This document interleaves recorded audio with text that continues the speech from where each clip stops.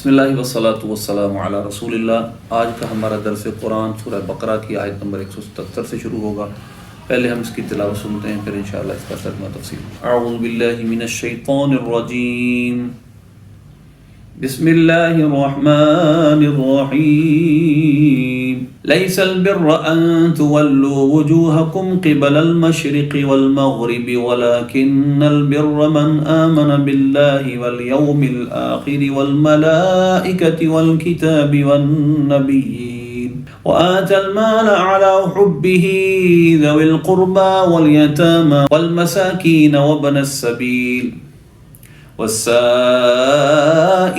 وفي الرقاب وأقام الصلاة وآتى الزكاة والموفون بعهدهم إذا عاهدوا والصابرين في البأساء والضراء وحين البأس أولئك الذين صدقوا وأولئك هم المتقون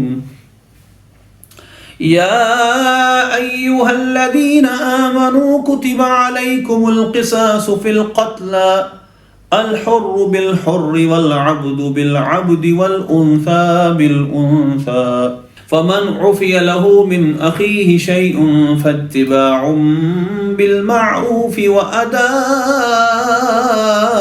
إليه بإحسان ذلك تخفيف من ربكم ورحمة فمن اعتدى بعد ذلك فله عذاب أليم ولكم في القصاص حياة يا أولي الألباب لعلكم تتقون كتب عليكم إذا حضر أحدكم الموت إن ترك خيرا الوصية للوالدين والأقربين بالمعروف حقا على المتقين فمن بدله بعدما سمعه فإنما إثمه على الذين يبدلونه إن الله سميع عليم فمن خاف من موص جنفا أو إثما فأصلح بينهم فلا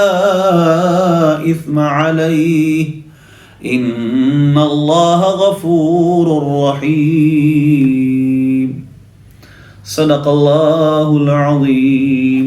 اللہ کریم ارشاد فرماتا ہے لیس البر ان تولوا وجوہکم قبل المشرق والمغرب، کچھ اصل نیکی یہ نہیں کہ منہ مشرق یا مغرب کی طرف کرو، ہاں اصل نیکی یہ ہے کہ ایمان لائے اللہ اور قیامت اور فرشتوں اور کتاب اور پیغمبروں پر، اور اللہ کی محبت میں اپنا عزیز مال دے۔ وآت المال علی حبہ ذوی القربى والیتامى والمساکین، اور اللہ کی محبت میں اپنا عزیز مال دے رشتہ داروں، یتیموں، مسکین اور راہگیر اور سائلوں کو، والسائلین اور پھر رقاب اور گردن چھڑانے میں یعنی غلام آزاد کرنے میں، وأقام الصلاة وآتى الزکاة، اور نماز قائم رکھے، زکوٰۃ دے، اپنا قول، والموفون بعہدہم اذا عاہدوا، اور اپنا قول پورا کرنے والے جب عہد کریں، اور صبر کرنے والے مصیبت اور سختی اور جہاد کے وقت میں، فی البأساء والضراء وحین البأس اولئک الذین صدقوا واولئک هم المتقون، یہ ہے جنہوں نے اپنی بات سچی کی، جو ایمان میں سچے ہیں، واولئک هم المتقون، اور یہی لوگ پرہیزگار ہیں۔ اس کا پہلا حصہ دیکھیے، لیس البر، اصل یہ نیکی یہ نہیں۔ البر التوسع فی فعل الخیر والاتساع فی الاحسان، بر کی اصل کیا ہے؟ فعل خیر میں آگے بڑھنا، نیکی کے کام میں آگے بڑھنا، یعنی ہر وہ کام جو اللہ کی رضا کا ہو۔ تو اصل مقصود نیکی سے اللہ کی رضا ہے، اور اصل مقصود نیکی مشرق یا مغرب کی طرف منہ کرنا نہیں، جیسے یہودیوں کا اعتراض تھا کہ مسلمانوں نے اپنا منہ بیت المقدس سے بیت اللہ کی طرف کیوں کیا، تو اس کی نفی اللہ نے فرمائی کہ اصل نیکی یہ نہیں کہ اپنے منہ کو تم مشرق و مغرب کی طرف، یعنی جو نیکی اللہ کو راضی کرنے والی ہو، جو مقصود ہو، عبادت مقصودہ ہو، وہ یہ نہیں ہے، بلکہ اصل نیکی یہ ہے کہ تم ایمان لاؤ۔ پہلی بات ایمان لاؤ، ایمان کا مطلب کیا ہے؟ یعنی اللہ پر ایمان لاؤ. یہ 5 چیزیں اللہ نے شمار فرمائی ہیں. 1 نمبر اللہ پر ایمان لاؤ. نمبر 2 آخرت کے دن پر ایمان لاؤ، نمبر 3 فرشتوں پر اور کتابوں پر اور نبیوں پر، یعنی یہ ایمانیات ہیں، ان تمام پر ایمان لاؤ۔ تو اصل پہلے تو ایمان لے کے آؤ، اور اس کے بعد وہ عام ایمان جو مسمى بر میں یعنی نیکی کے اندر شامل ہیں وہ کون ہیں، یعنی جن کو اصل نیکی کہا جا سکتا ہے، جن سے اللہ کی محبت غالب آتی ہے۔ وہ مال دینا ہے اللہ کی محبت میں، ریاکاری کے لیے نہیں، قریبی رشتہ داروں، یتیموں، مسکینوں، وابن السبیل مسافروں، وسائل مانگنے والوں، اور پھر رقاب اور غلام آزاد کرنے میں۔ یعنی یہ وہ چیزیں ہیں جس سے انسان کا دل نرم ہوتا ہے، اللہ کی طرف قریب ہوتا ہے، اللہ کی طرف مائل ہوتا ہے، اور یہی نیکی کا اصل مقصد ہے۔ اسی طرح آگے اللہ نے یہاں پر یہ تو ہیں وہ چیزیں جو مال کے ساتھ تعلق رکھنے والی نیکی، اب اللہ نے وہ نیکی ذکر کی جو مال کے ساتھ تعلق رکھتی ہیں اور عبادت، جسمانی عبادت کے ساتھ بھی تعلق رکھتی ہیں، اور انسان کے اخلاق اور ایتھک کے ساتھ تعلق بھی رکھتی ہیں۔ فرمایا وَأَقَامَ الصَّلَاةَ، اور نماز قائم کرنا اس کا، اور عطا زکات ادا کرنا، وَالْمُوفُونَ بِعَهْدِهِمْ إِذَا عَاهَدُوا، اور وعدہ پورا کرنے والے جب وہ وعدہ کرتے ہیں، یعنی وعدہ پورا کرنا یہ نیکی ہے۔ اس کا مطلب یہ ہے وَآتُوا بِالصَّلَاةِ تَامَّةً مُسْتَقِیمَةً، یعنی وہ نماز پڑھتے ہیں تام و مستقیم و سیدھی، اور زکات دو التی فرض اللہ تعالی، جو اللہ نے فرض کی ہے، الی مستحقیہا، یعنی یہ فعل امر کے معنی میں ہے، اقام عطا، اور پوری کرو جو تم پر عہد ہے، مخلوق کے ساتھ جو تم نے وعدے کیے وہ پورے کرو۔ اور یہاں پر دیکھیے وَالْمُوفُونَ بِعَهْدِهِمْ إِذَا عَاهَدُوا، وعدہ پورا کرنے والی نیک لوگ وہ ہیں، نیکی کی حقیقت کو وہ پہنچنے والے ہیں جو وعدہ پورا کرتے ہیں، وہ وعدے کو توڑتے نہیں۔ اسی طرح یہ اخلاقیات کے ساتھ تعلق رکھتے تھے۔ اسی طرح اب ایک اور بھی ہے کہ انسان کا اصل ٹیسٹ ہوتا ہے جب اس پر سختی آئے، وہ اپنے مالک کے ساتھ کتنا وفادار ہے، اس کے اندر اس کو پتہ، صحیح اس کا پتہ اس وقت چلتا ہے، یہ اس کا صحیح ٹیسٹ ہوتا ہے۔ اللہ نے اس کو بھی شمار کر دیا، وَالصَّابِرِينَ فِي الْبَأْسَاءِ وَالضَّرَّاءِ وَحِينَ الْبَأْسِ، فِي الْبَأْسَاء ضرّا، بأس برائی، ضرّا ضرر، اور حین البأس، باس کا مطلب، یہ سب کا مطلب لفظی کے اعتبار سے ملتا جلتا ہے، لیکن یہاں پر تھوڑا سا فرق ہے۔ نمبر 1 بأسا حالت فقر میں، جب وہ مالی طور پر پھنسا ہوا اس وقت، اور اس دوسرا والضراء، اور مرض کے اندر جب انسان مریض ہو، جسمانی صحت اچھی نہ ہو، اور نمبر 3 حین الباس، یعنی وقت اشتداد القتال فی حرب الاعداء، اعداء کے ساتھ حرب میں، لڑائی میں انسان صبر رہے، ثابت قدم رہے جہاد کرتے ہوئے۔ اللہ فرماتا ہے اولئک الذین صدقوا، یہ جو متصف لوگ ہیں مذکورہ صفات کے ساتھ، اولئک المتصفین بما سبق ذکر من الصفات، جو پچھلی صفات ذکر کی ہیں، عقائد، اعمال اور اخلاق، یہ جن کے اندر ہیں وہ اپنے ایمان میں سچے ہیں، یعنی ان کا ایمان سچا ہے، کیونکہ یہ اعمال ان کے ایمان کی صداقت کی گواہی دیتے ہیں، ان کے ایمان کی صداقت ہیں، ان کے ایمان کو سچا ثابت کرتے ہیں۔ اور یہ متقون ہے، یہ پرہیزگار ہے، کیونکہ جو پرہیزگار کون ہوتا ہے؟ جس کو حکم دیا جائے وہ کیا جائے، جس سے منع کیا جائے رک جائے۔ تو یہ اللہ نے نیکی کی حقیقت بیان کی، اور یہودیوں کے اس وہم کو دور کیا کہ وہ سمجھتے تھے، نصارہ بھی یہودی بھی، کہ شاید نیکی یہی ہے کہ یہ مکے کی طرف، جب یہ صرف بیت المقدس کی طرف منہ کریں، یہ وہ اس کو اصل دین بنا رکھا تھا انہوں نے، اور اصل اس نیکی اس کو سمجھ رکھا تھا۔ اللہ نے ان کے اس وہم کو دور فرما دیا۔ لیس البر ان تولوا، اس کی قراتوں کے اندر ایک قرات اس کی نسب کے ساتھ ہے برا، اور دوسری قرات لیس البر ہے۔ اگر اس کو برا پڑھیں گے تو لیسا کی خبر ہے، اور اس کا جو یہ جو اسم ہے ان تولو ہے، لیسا کی خبر مقدم اور تولو اس کا اسم مؤخر۔ اور اگر اس کو رفع کی قرات پڑھیں گے لیس البر، تو پھر یہ اسم ہے، اور جو آگے ان تولو ہے وہ سارے کا سارے اس کی خبر ہے۔ تو یہ اس کی تھوڑی سی نحوی ایک پیچیدگی اس کے اندر ہے۔ لیکن بر کیا ہے؟ یہاں بر وہ معنی بار ہے، یعنی نیک کون ہے، جس کو ہم نیک کہہ سکتے ہیں وہ کون ہے؟ تو لہذا وہ نیک یہ ہیں جن کا تذکرہ اللہ نے کیا۔ پھر اسی طرح ایک قرات لکن کی بجائے لاکنہ کی ہے، لکن اور لاکن دونوں قراتیں ہیں۔ اگر لاکن کی قرات ہو تو پھر تو واضح ہے البر مرفوع ہوگا کیونکہ مبتدا ہے، اور من آمن باللہ والیوم الآخر ساری اس کی خبر ہوگی۔ تو یہ مختصر میں نے اس کی ترکیب عرض کی۔ صابرین، یہاں پر صابرین یہ حالت نسبی میں کیوں؟ اس کے پیچھے ایک فعل محذوف ہے۔ اللہ فرماتا ہے امدح الصابرین، میں صبر کرنے والوں کی مدح کرتا ہوں، ٹھیک ہے جی۔ اور اسی طرح موفون جو حالت رفعی میں ہے، اصل میں موفیود تھا، وفا یفی سے بنا ہے، اور ایک تعلیل کی وجہ سے اس پہ یا پر دمس اس کو گرا کر یا کو گرا دیا. تو موفون اصل میں یہ من آمنہ کی جو ضمیر ہے اس پر اس کا عطف ہے، اور وہ ظاہر ہے مرفوع ہے، یعنی جو ایمان لائے اور جو پورا کرتے ہیں اپنے وعدوں کو. یا ایھا الذین آمنوا، اے ایمان والو، کتب علیکم القصاص فی القتلى، قتلہ میں یعنی جو مقتول ہیں اس کے اندر قصاص تم پر فرض کر دیا گیا. الحر بالحر والعبد بالعبد، آزاد کے بدلے آزاد، غلام کے بدلے غلام، اور اسی طرح عورت کے بدلے عورت. فمن عفی لہ من اخیہ شیء، تو جس کو معاف کر دیا گیا اس کی بھائی کی طرف سے کچھ، یعنی اگر قصاص معاف کر دیا گیا، فاتباع بالمعروف، تو اتباع بالمعروف ہے، اور اداء الیہ باحسان، اچھے طریقے سے اس کی طرف ادا ہے. اچھا، اس کی میں وضاحت کرتا ہوں. جو کچھ معافی ہوئی تو بھلائی کے ساتھ تقاضا ہو اور اچھی طریقے سے ادائیگی ہو، اتباع بالاتباع ہو بھلائی کے ساتھ، اور اس کو ادا اچھے طریقے سے کر دیا ہے. ذالک تخفیف من ربک ورحمہ، یہ تمہارے رب کی طرف سے تخفیف ہے اور رحمت ہے. فمن اعتدی بعد ذالک، جو اس کے بعد تعدی کرے حد سے بڑے، فلہ عذاب علیم، اس کے لیے دردناک عذاب ہے. یہاں پر اللہ نے ہم پر قصاص فرض کر دیا. قصاص کا مطلب یہ ہے کہ ایک شخص نے دھاری دھار آلے سے عمدن کسی کو قتل کیا، اس کے بدلے اس کو قتل کیا جائے گا، یہ قصاص. زمانہ جاہلیت کے اندر عورت کو عورت کے بدلے، مرد کو بدل کے بدلے یہ رواج نہیں ہوتا تھا. وہ اگر کسی نے کسی کا غلام مارا تو اس کے بدلے آزاد مارتے تھے، عورت ماری اس کے بدلے مرد مارتے تھے، یا اس طرح کا یہ رد و بدل ہوتا تھا. یا پھر وہ تقاضا کرتے چلے ہماری عورت مار لو، ہم اس پر راضی ہو جاتے، ہمارے آزاد کو نہ مارو. تو اللہ نے یہ تمام چیزیں منع کر دی. قصاص اسی سے لیا جائے گا جس نے قتل کیا، وہ آزاد ہو، غلام ہو، وہ عورت ہو، مرد ہو، کسے باشد وہ کوئی بھی ہو. اس کے بعد اللہ فرماتا ہے کہ اب اگر اولیاء مقتول اذا فمن عفی له من اخی، وہ اس کے بھائی کی طرف سے معاف کر دیا گیا، شیء عفی کا نائب الفاعل اس وجہ سے مرفوع ہے، بھائی کی طرف سے کچھ معاف کر دیا گیا، مقتول کے ورثہ کی طرف سے کچھ قاتل کو معاف کر دیا گیا، دیت یعنی معاف کر دیا گیا، مطلب اس کا قصاص معاف کر دیا گیا. تو اب کیا ہوگا؟ قصاص تو ساقط ہو جائے گا، قتل نہیں کیا جائے گا، لیکن دیت اب واجب ہو جائے گی اگر وہ دیت کا مطالبہ کرے.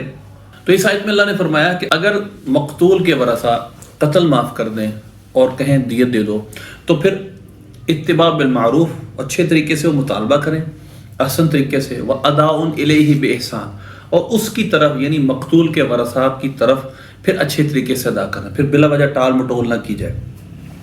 کیونکہ اللہ تبارک و تعالیٰ نے ایک راہ رکھی ہے. اب مقتول کے ورثہ معاف کر رہے ہیں قصاص کو، تو اچھے طریقے سے پھر دیت ادا، بلڈ شیٹ ادا کر دی جائے. ذالک تخفیف من ربک ورحمہ، یہ تمہارے رب کی طرف سے تخفیف ہے اور رحمت ہے. یعنی اللہ نے اباحت عفو کو، قاتل کی طرف سے معافی کرنے کو، اخذ دیت کو، یعنی قصاص کے عوض میں دیت لے لی جائے، بلڈ شیڈ لیا جائے، خون بہا لے لیا جائے، جو 100 اونٹ ہے تقریباً، اور اس کی باقی تفصیل اور ہے. تو یہ اس امت پر رحمت ہے اور اس امت پر تخفیف ہے اللہ کی طرف سے. ومن اعتدی بعد ذلك، اب اس کے بعد جو حد سے بڑے، فلہ عذاب علیم، اس کے لیے دردناک عذاب ہے. اب جو احکام قصاص کے اللہ نے بیان کیے ہیں کہ عفو کے بعد بھی اگر مقتول کے ورثہ قتل کرتے ہیں، مار دیتے ہیں، یا قاتل کی طرف دوسری دفعہ جنایت کے لیے جاتے ہیں، جنایت مقرر ہوئی جو دیت اس سے زیادہ کا مطالبہ کرتے ہیں، تو پھر یہ ایسی ہے جس کی اللہ ان کو دردناک سزا دے گا. یہ عذاب کے استحقاق کی بات ہے. وَلَكُمْ فِي الْقِصَاصِ حَيَاةٌ يَا أُولِي الْأَلْبَابِ، اللہ فرماتا ہے قصاص میں تمہارے لیے زندگی ہے اے عقل والو، لعلکم تتقون، تاکہ تم سمجھو. اس کی آسان سی مثال اب دنیا میں پاکستان اور وہ ممالک جہاں پر انصاف نہیں وہ آپ کے سامنے ہے، بلکہ پوری دنیا ہے جہاں قصاص کا نظام نہیں ہے، وہاں یہ حالات ہیں کہ جو جس کو چاہے مار سکتا ہے، وہ بعد میں دیت ادا کر دے یا وہ اس کے بدلے میں کچھ اور سزا ہو جائے. لیکن اگر قصاص نہ ہو تو بہرحال زندگی نہیں ہے، یعنی زندگی پرسکون نہیں، زندگی آرام سے نہیں. تو لہذا یہ اللہ نے اس کو زندگی کہا ہے. یہ اہل عقل کے لیے، لب والوں کے لیے، الباب لب کی جمع جس کا معنی ہوتا ہے عقل والے، یا اولو ذو کی جمع، ذو کی جمع غیر لفظی ہے جس کا معنی ہوتا ہے عقل والے. اے عقل والو غور و فکر کرو، اس میں تمہارے لیے زندگی ہے. وَلَكُمْ فِي الْقِصَاصِ، یہ خبر مقدم، اور حیات مبتدا مؤخر، اس میں تمہارے لیے زندگی ہے. اے عقل والو غور و فکر کرو. لہذا پاکستان جیسے ملک میں ہم جہاں رہ رہے ہیں اس کی سب سے بڑی وجہ یہ ہے کہ قصاص نہیں، یہ نظام عدل یہاں موجود نہیں. اگلی آیت میں اللہ فرماتا ہے کتب علیکم اذا حضر احدکم الموت ان ترک خیرا الوصیۃ للوالدین.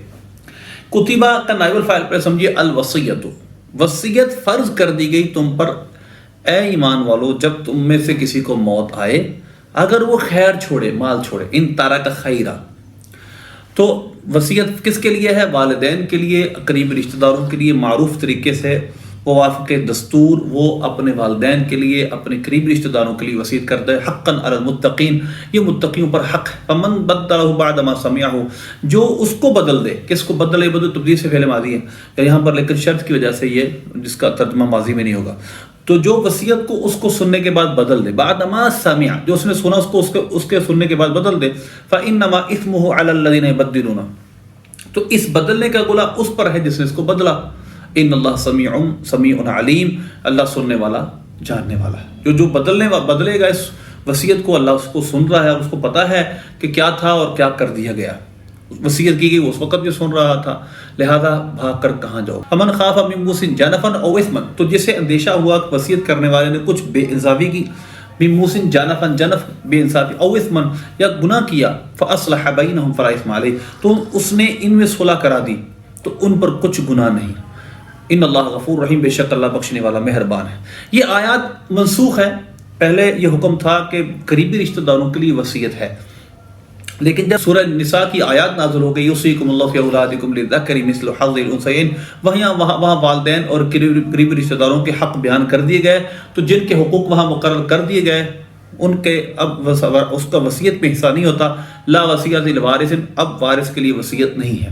لیکن اب میں کچھ وضاحت میں عرض کرتا ہوں۔ تو وَلَكُمْ فِي الْقِصَاصِ حَيَاتٌ میں ایک لفظ کھلا، یہاں پر جو ایک بڑی ضروری وضاحت ہے، جو حیاتن کی تنکیر ہے، نکرہ ہے، یہ تعظیم کے لیے ہے، یعنی بہت بڑی زندگی ہے، حیات متطاولہ ہے، معاشرہ بہت دیر تک امن سکون میں رہ سکتا ہے اگر قصاص کو نافذ کر لو گے۔ اب اگلی آیت جو میں نے آپ کے سامنے بیان کی ہیں، ان آیات کے اندر اللہ نے وصیت کرنے کو فرض کیا تھا پہلے۔ اولاً یہ آیت منسوخ ہے، اس کی ناسخ بتا چکا ہوں، منسوخ آیت ہے، لیکن اس کے اندر حکم یہ تھا پہلے کہ جب مسلمانوں میں کوئی اسی مسلمان کے موت کے آثار ظاہر ہوں تو اب وہ وصیت کرے اپنے والدین کے لیے، کتنا مال والد کا، کتنا والدہ کا، اقارب رشتہ داروں کے لیے، لیکن اس میں کوئی صرف و تقتیر نہ ہو، کوئی اسراف نہ ہو، کوئی کمی نہ ہو۔ اب احوج جو اقرب ہو، جو زیادہ حاجت مند ہو، زیادہ اقرب ہو، اس کے مطابق ہی وصیت کی جائے۔ لیکن اب جو سننے کے بعد وصیت کو بدلے یا جب کمی زیادتی کرے تو اس نے تحمل اثم کیا، اس نے گناہ کو اٹھایا۔ موسی اس سے جو وصیت کرنے والا ہے وہ اس سے بری ہے۔ موسیٰ لہو، جس کے لیے وصیت کی گئی، اگر وہ زیادتی کرے یا سننے والا زیادتی کرے تو اللہ سننے والا ہے، دیکھنے والا ہے۔ تو جس کو یہ جب وہاں پر وصیت کر رہا ہے، ومن بدل آگے فمن خاف من موص جنفا او اثما، کہ اگر یہ محسوس ہو کسی کو کہ جو موسی ہے، جو وصیت کرنے والا ہے، وہ موسیٰ لہو جس کے لیے وصیت کر رہا ہے، اس کو زیادتی کر رہا ہے، حق و عدل سے نہیں، جس کا رشتہ داری قریب کی ہے اس کو کم دے رہا ہے، دور کے رشتہ دار کو زیادہ دے رہا ہے، تو اگر ایسا ہو تو جو وہاں پر بیٹھا ہے وہ صحیح، اس کو صحیح کر دے۔ یعنی جو نصیحت کو قائم کرنے والا ہے، جو نصیحت کو نافذ کرے گا، وہ اپنے تصرف کے مطابق موافق شرع موت موسی کے، یعنی جس نے وصیت کی اس کے مرنے کے بعد اس وصیت کو درست کر دے، فساد کو ختم کر دے، تو اللہ فرماتا ہے اس میں کوئی گناہ نہیں ہے۔ لیکن میں نے پہلے عرض کر دیا کہ یہ آیات منسوخ ہیں، پہلے یہ حکم تھا، بعد میں حکم آ گیا، اور لا وصیت لوارث، وارث کے لیے وصیت نہیں رہی۔ اب جب آپ نے صلی اللہ علیہ وسلم نے حجۃ الوداع فرمایا تو آپ نے فرمایا ان اللہ تبارک و تعالی قد اعطى كل ذی حق حقہ، اللہ نے ہر ذی حق کو اس کا حق دے دیا۔ فلا وصیت لوارث، اب وارث کو کوئی وصیت نہیں ہے۔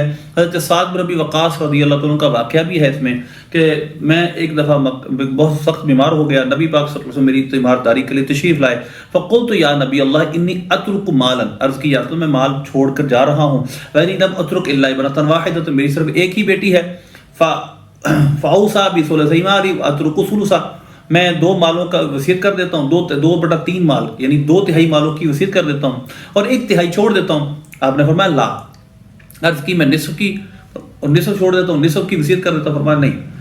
انہوں نے عرض کی کہ میں ثلث کی یعنی 1/3 کی 1/3 کی وصیت کرتا ہوں اور 2 ثلث چھوڑ دیتا ہوں، فرمایا ثلث والثلث کثیر، ثلث اور ثلث بہت ہے، یعنی اب بیٹی کا حصہ مقرر ہے، اس کو تو حصہ مل جائے گا، لیکن دوسرے کی وصیت وہ بھی حضور پاک صلی اللہ علیہ وسلم نے 1/3 سے زیادہ نافذ نہیں فرمائی۔ تو لہذا اس لیے وصیت اب وارث کے لیے ہے بھی نہیں. تو اب اس کے جو احکام تھے وہ پہلے تھے، اب یہ منسوخ الحکم تو ہے لیکن منسوخ التلاوت نہیں، اس کی تلاوت آج بھی موجود ہے.